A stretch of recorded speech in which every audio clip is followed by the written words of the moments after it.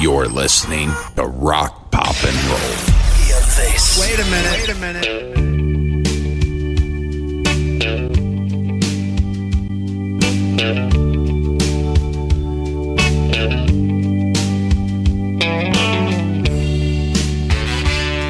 It's rock, pop, and roll. Little Memphis, little Stax sound. Who's this guy? Everyone you know's been through it. You bite the bullet, then you chew it. Tie the knot. The great Roy Orbison. It's from his last album that he made called Mystery Girl. No consolation gonna come. Let's get to the chorus and then I'll tell you kind of what we're going to do today on the podcast. Take a look through history. Just like that slow groove, man. Recant some bits of poetry. Jeff Lynne produced this. This is when Lynne was hanging out with Petty, the Traveling Wilburys. And you're the only one with a broken heart. The only one who's afraid of. How's everybody doing tonight, whenever you might be listening to this? Thanks for tuning in, finding us, streaming what we're doing here. In your car? In your car tonight? Laying in bed, listening as you try to fall asleep? I do that sometimes with the podcast. It's rock, pop, and roll. And what we're doing today, the theme is songs from bands you know and love, but maybe songs you've never heard from that band. I got a little short list here, 10, 11 songs. Take a listen to some of the bands we like. And have you heard that from them? And talk about it a little bit. Mystery Girl album. Bono plays on this album. A lot of guests on the Orbison album. It's worth finding, because Roy Orbison was with the Traveling Wilburys with George Harrison and Jeff Lynne and Bob Dylan. Petty. It was sad. I remember where I was. I think I was still in college when he passed away. I'm like, man, Roy Orbison died? Really? And he was in this career resurgence with the Wilburys, and he was traveling again, and he had a new album, a brand new album of original songs. Because we know, like, crying. We know the Roy Orbison stuff. Stuff that makes you cry. His great voice inspired many, including Springsteen. With, he recorded Born to Run. He was trying to replicate some of that Roy Orbison sound. So in Rock, Pop, and Roll, as we record live, just outside of Indianapolis, in Indiana, in May. It's May in Indiana. And, we love that. We love to put the checkered flags out by the flower bed that's out by the road. That's what we like to do here at the podcast ranch. Songs you've never heard from bands you love. So we'll dig into these and see if we find something. If you want to find the old episodes, you can find those Rock, Pop, and Roll.com. Rock, Pop, Roll podcast at gmail.com is how you get to me. Let's get into it. Let's go to it's 2011. That's the name of the album. It's when it came out. It was like a comeback album from the Smithereens.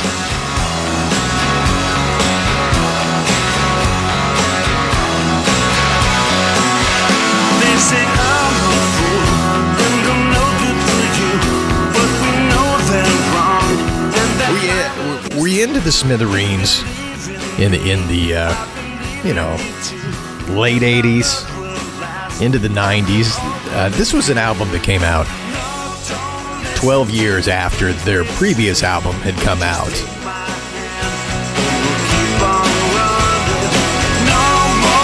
I saw him live at the Phoenix Hill Tavern down in Louisville. I don't know how many people fit into that rectangular room with a stage on the, not on the end, but like in the middle on the side. It was like a bar with 3 levels, 3 stages, and this was the main stage downstairs. And I saw a lot of great shows there. Henry Lee Summer, Larry Crane, a couple of Indiana artists. Saw the Smithereens there. It was really good. It was probably nice. It was for the tour for the 11 album, which had Girl Like You on it. We'll just keep on running.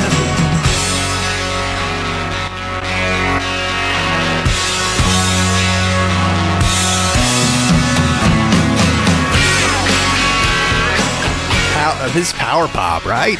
Power pop. Love the power pop. Keep on running off of this album, 2011. They were with a record label that they had made, I think, 4 cover albums, songs of other bands, and the label wanted them to do another cover album, wanted them to do the anniversary of the release of The Who's Tommy. And the band was like, yeah, we've done 4 cover albums in a row. Do we really want to do another one? And Pat DiNizio, the lead singer, the late Pat DiNizio, told the label, if you want us to do Tommy, you've got to finance an original album from us. And they did. So they made this album, Keep on Running. Smithereens. It was recorded by produced by Don Dixon, who produced their Green Thoughts album and the early stuff. They reunited with Don to make this.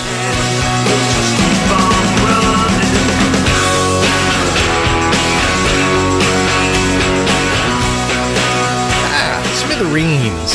That's a band I don't listen to enough. I like Smithereens. Kind of from that same era was the Replacements, right? Well, lead singer, songwriter Paul Westerberg of the Replacements ended up going solo. And this was actually the first. You might have heard this. Some of these you might have heard. Got the na-na-na-nas in it, right?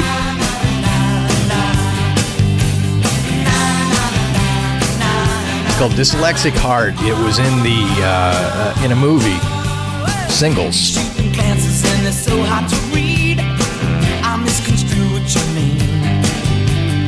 Slip me a napkin, and now that's a start. Is this your name or a doctor's eye chart? I try and comprehend you, but I got a dyslexic heart. That went to number 1 on the Modern Rock Tracks chart, 16 on the rock chart. It was his first solo endeavor after the Replacements imploded. It was produced by a guy named Scott Litt, who did a lot of work with the early REM catalog. A little more acoustic than electric. A little bit of a departure from the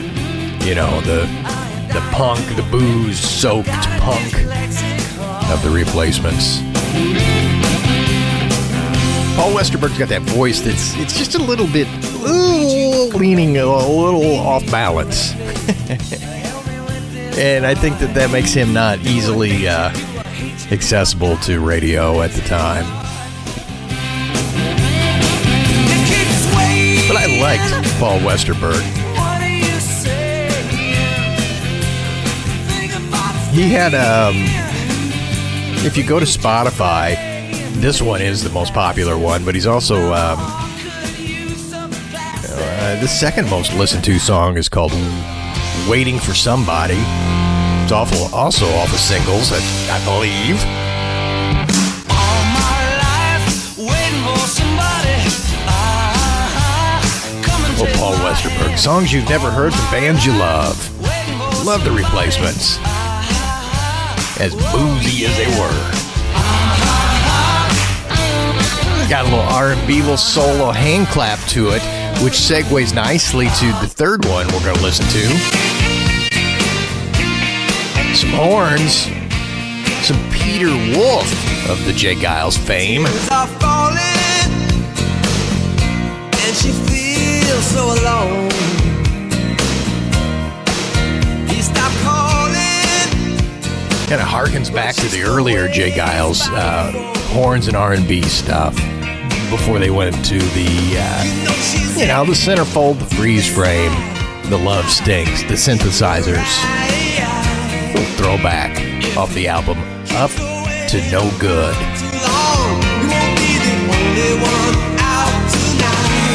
When women are lonely, men are so weak. Peter Wolf, it's 2026 and he's out touring still. I saw he was playing a show in Detroit at was he at St. Andrews? I'm not sure where he was playing and what venue. I'm not sure that was it. One of the old classic venues in Detroit. And nonetheless, Peter Wolf's got a band on the road playing his underrated solo catalog and the, I guess, still woefully underrated J. Giles band. I always make a pitch to, you effed up and didn't put them in the Rock and Roll Hall of Fame, and they were one of the great live bands of the 1970s. J. Giles was. Ask anybody, go ask Grandpa who saw them back in 1974, 76. How greasy and gritty and dirty and lovable they were. Peter Wolf, one of the great frontmen in rock history, I say. Women are lonely, men are so weak. Whenever they cry. Co-wrote this song with a guy named Taylor Rhodes. It was recorded in Nashville, some additional recording in Massachusetts. A little bit of that Memphis soul influence. Had a live horn section and a great bridge. See if we can get to this bridge here where Peter goes into his fast-talking WBCN radio guy rap. After the sax. And the Jersey sound, and the East Coast barroom rock and roll.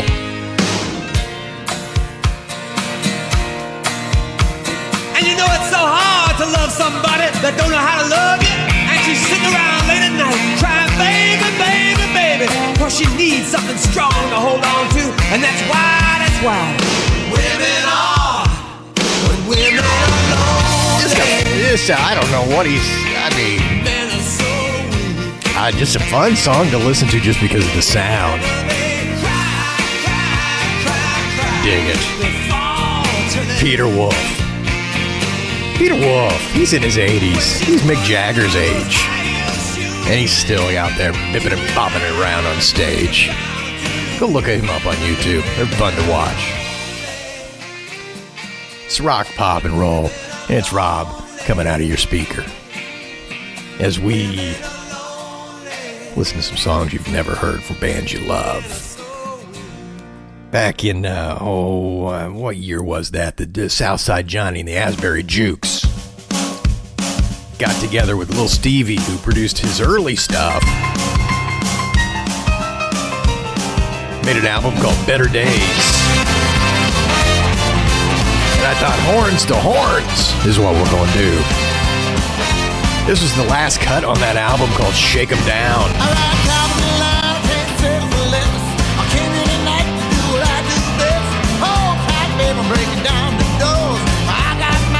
Just a rocker from just a barroom rocker. Come on, this is what's going to keep music alive. Is the mistake-filled inspiration that you get from a live band.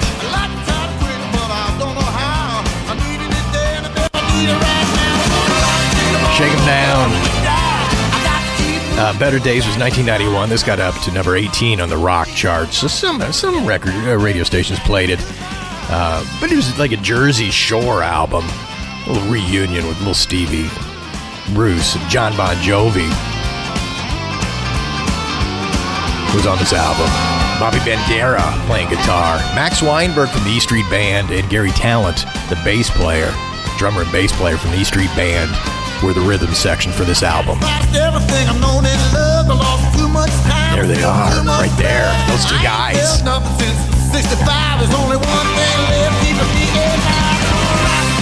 Yeah, I listened to this album a lot. Got it, and it had. I read a review that said it had no business being as good as it is. The Southside Johnny had some albums in the 70s that Little Steven wrote and produced, and Bruce gave him The Fever and Hearts of Stone were some early Southside Johnny tracks that back in the 70s where people knew about him. And then he made a bunch of crap albums. Always great live. I saw Southside Johnny live at an old Rib Fest back when it was held in the parking lot of the Murat Theater in downtown Indianapolis. Might have been the year before it outgrew that venue because it was packed. People standing on rocks and on top of anything that could get them a little bit higher so they could see. And Southside Johnny, this is probably early 90s, was just incredibly good. Incredibly good. The only time I think I've seen that he's come to Indianapolis, although he's probably come other times, but that was the time I saw him. Very good. Very, very good. Shake him down. Let Southside Johnny and the Asbury Jukes. Southside Johnny's he's essentially retired. He pops up on stage occasionally. But yeah. There you go. Petty. You know Petty had that band Mudcrutch. They made 2 albums. Tom Petty went back and played bass on these albums. We got back with the Mudcrutch band that had Mike Campbell in it and a couple other guys who from Florida who his band before Tom Petty and the Heartbreakers was Mudcrutch. And oddly got back together with Mudcrutch and did a couple of albums. This was from the second one from 2016. Mudcrutch? If you became it's just a throwback to Fun Petty. Won't you please give me one more chance? Give me one more chance. I'm just a victim of circumstance. Yeah, and Tom doesn't sing all the songs on the album. Sometimes he's just playing that bass. Mike Campbell takes the lead vocal here. This is Mike singing. I might get stranded in New Mexico. Slash my tires and air is running. Sounds so much like Petty, and Mike Campbell has his own band now, Mike Campbell and the Dirty Knobs. And if you haven't listened to Mike Campbell and the Dirty Knobs, that's worth a listen because it's got the vibe of Petty. And Mike sounds so much like Tom. Makes sense. They worked together for fucking 40 years.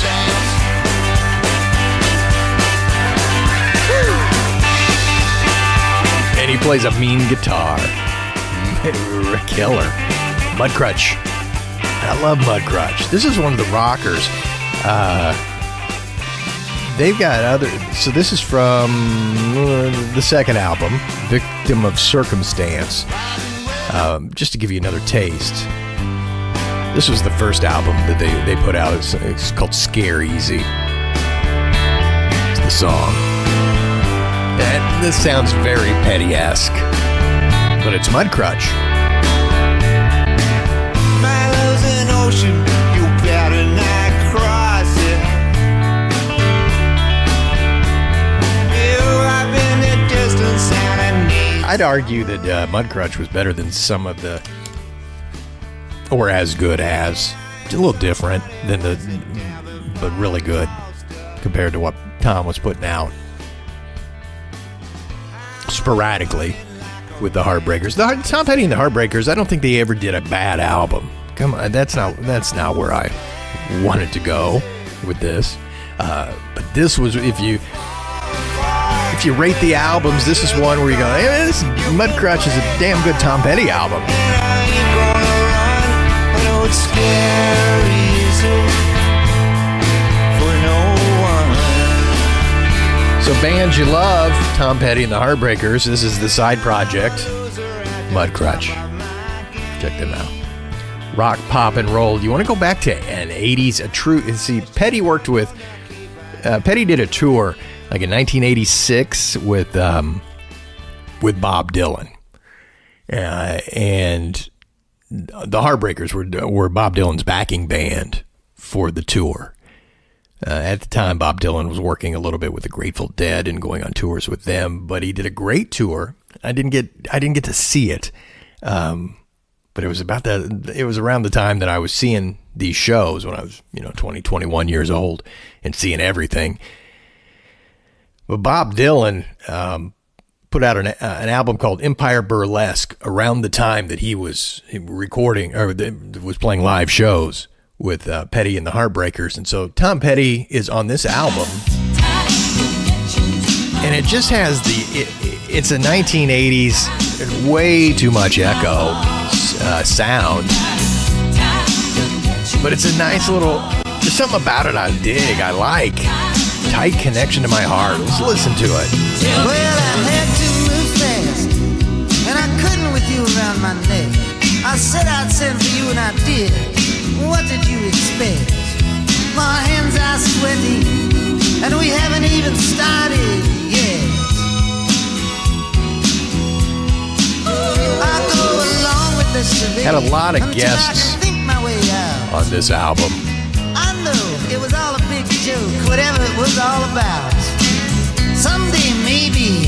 And it just had that, you can hear that production that is, dated. I'm gonna get my coat. I feel the breath of a storm. But there's still something there. There's something I like. Tonight. You go inside and stay warm. Has anybody seen my love? Has anybody seen my love? Has anybody seen my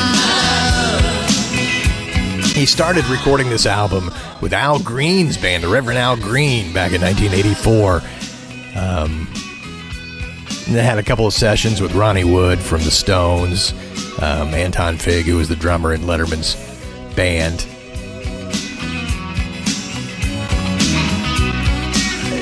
But ended up working a lot with Tom Petty and the Heartbreakers on this album. Talk to me. Go ahead and talk. This was originally recorded for the Infidels album back in 1983. It had a different title, Someone's Got a Hold of My Heart. Just whisper at him to my ear. Madam Butterfly, she loved me to sleep in a town without pity. It's Dylan. It's Dylan. We're playing Dylan She said, from the 80s when he was trying to get on the radio, maybe. Is that what he was trying to do? Because it's got that background singers and "You're production. the one I've been looking for. You're the one that's got the key." There you go. And Bob Dylan. There's one you don't remember maybe from Daryl Hall and John Oates. Because it was before they, it was this period where they had a couple of hits earlier with Rich Girl and Sarah Smile and She's Gone. And this is from the album Beauty on a Back Street, a song from Hall & Oates called You Must Be Good for Something.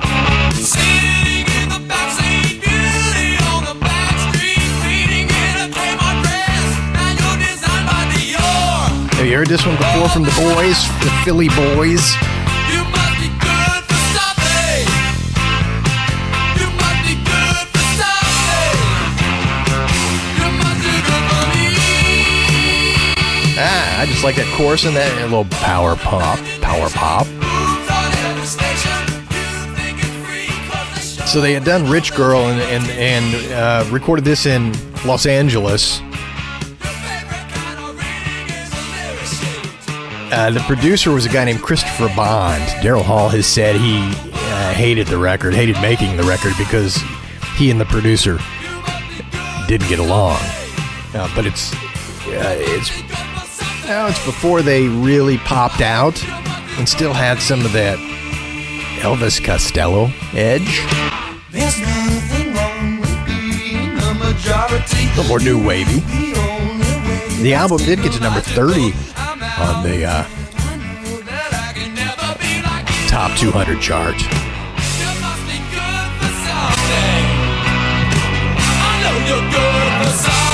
went back and listened to a bunch of Hall & Oates a while ago just to see if there was, were there things that I'm missing that was really good, and I came out of that thinking, I don't think I'm missing anything. I think their best stuff was always on the radio, but this album, Beauty on a Backstreet, from 77, is a little hidden gem. I thought at the time, still think.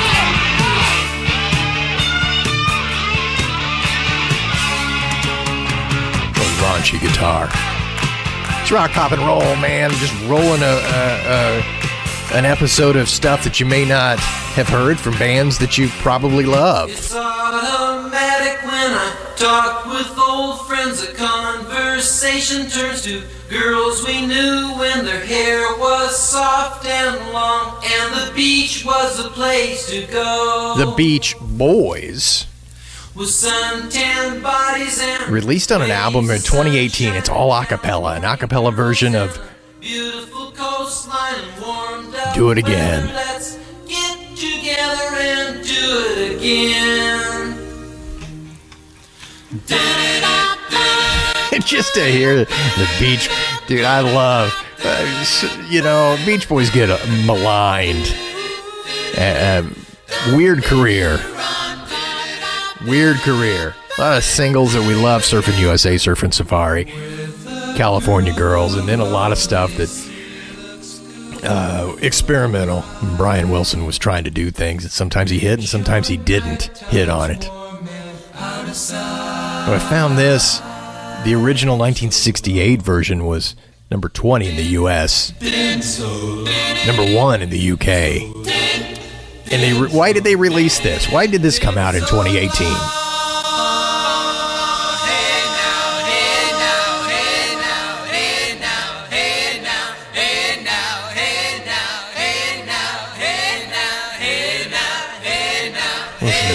Listen to that.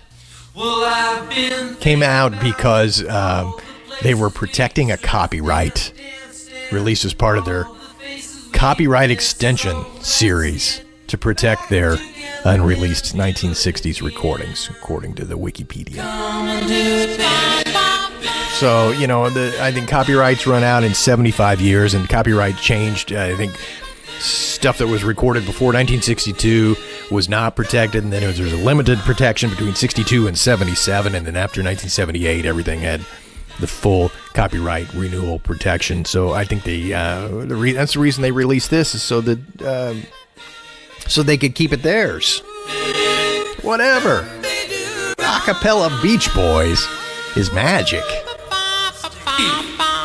Steve? But,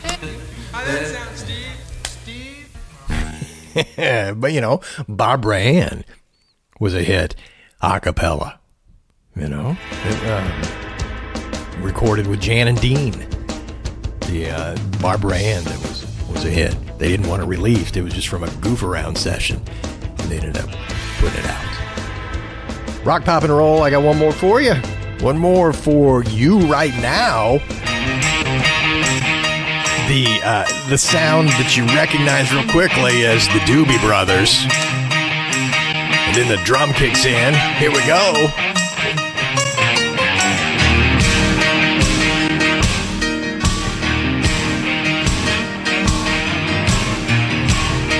It's from the album Cycles, 1989.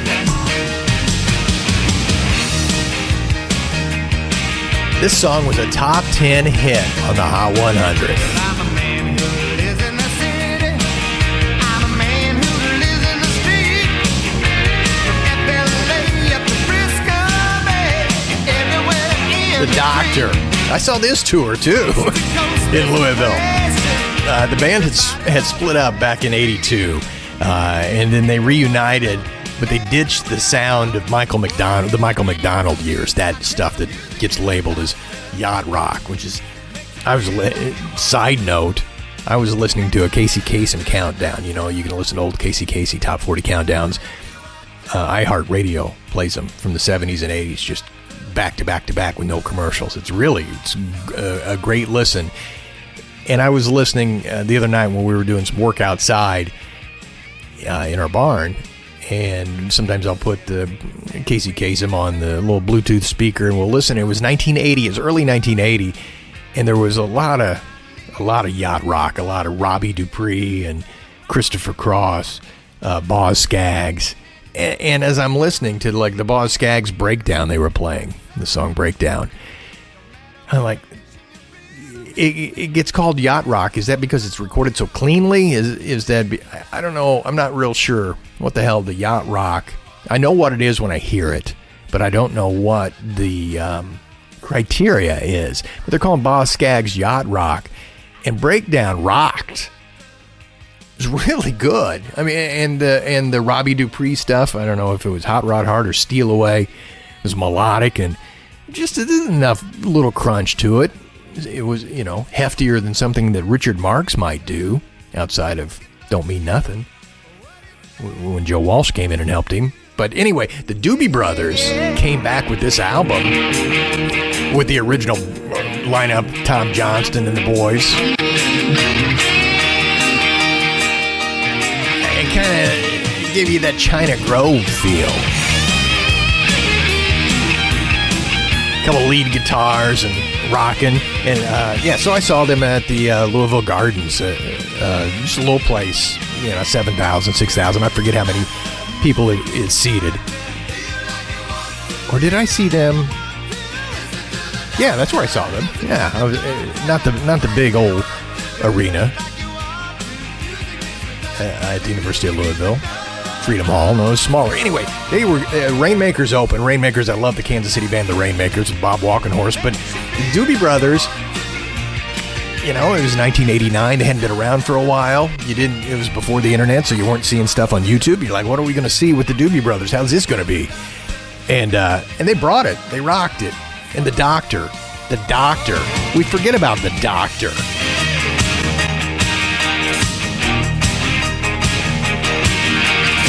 Classic rock radio stations, they play all the Doobie Brothers that they've played all the time over the years. But they never get back to the Doctor, and it sounds just like old Doobie Brothers, and it's got enough of enthusiasm to make me love it. And they were good that night that I saw them with my friend Patrick Tilley, who was doing mornings at the radio station I was working at the time. We went down to Louisville to see the Doobies. Rock, pop, and roll. That's a little quick one today. What are we in? We're in at about a half an hour right now, huh? I do, before we get out of here, remind you, go see us at rockpopandroll.com to listen to all the old episodes, any of the old episodes. The early stuff sucks. The middle stuff, I'm getting better at it. And as we go along, I think it keeps getting a little bit better. That's the idea. That's the effort that I make for you friends, is try to get better. That's what we should all do. Just try to get better, a little bit better every time, because you learn something. If you can learn something every time you do it, eventually you're good at it. I'm getting there. Thanks for being patient. Before we do get out of here, one last time, rockpoprollpodcast@gmail.com is where you can find me. If you want to get a hold of me, shoot me an email. If there's something you want to hear, if there's something you liked, if there's, Lord knows, man, I get told when I make mistakes. You can do it there too. Hey, Rob, you forgot. Or did you realize when you said that wasn't right? Thanks. I appreciate you being here. To get out, I want to do one from, we're going off, this is the little bonus section at the end. This is the encore, where I'm going to give you, instead of bands you love, but songs you don't know, we're going to give you a band that you don't know and a song you're going to love. Got it? Makes sense? Get Down With It was the album. Well, all right, everybody.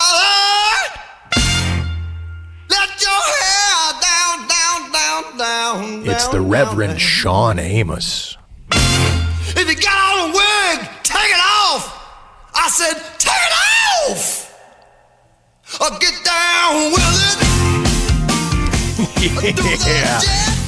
Sean Amos, he's the son of Wally Amos, who founded the famous Amos Cookies. But he made a life of his own, and he was a record executive and smart and did a lot of great things, and then he started singing.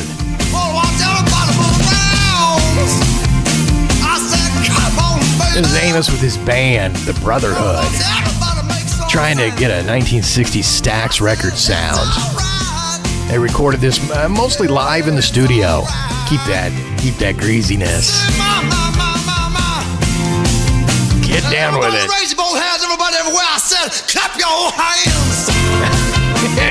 I love me some soul gospel done right. And I think the Reverend Sean Amos, I went back and listened to some of his stuff. I think you need to go find yourself some Reverend Sean Amos people. And that's what we're going to do to get us out of here tonight is the Reverend Sean Amos. Thank you for being with us. I remind you, be good. Always be kind. Always be kind. Do something nice for somebody else tomorrow. Today, if you want to. Do it both. Today and tomorrow. And the next day, too. It's Rock, Pop, and Roll. Thanks so much. We will talk to you next time down the road. Until then.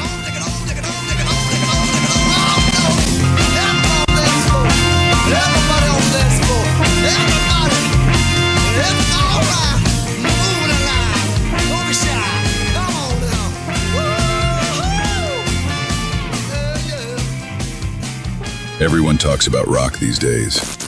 The problem is, they forget about the roll.